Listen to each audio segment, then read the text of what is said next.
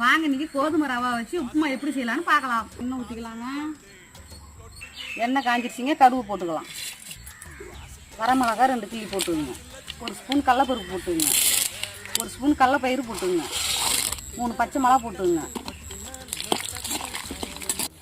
2 வெங்காயம் கட் பண்ணி வச்சுட்டு பெரிய வெங்காயம் போட்டுங்க. 1 தக்காளி கட் பண்ணி வச்சுட்டு தக்காளியே போட்டுங்க.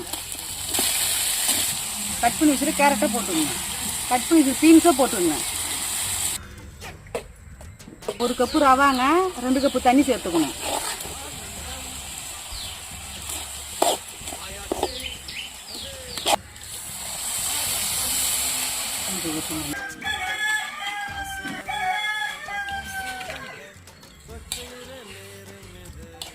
தேவையான அளவு உப்பு போட்டுங்க.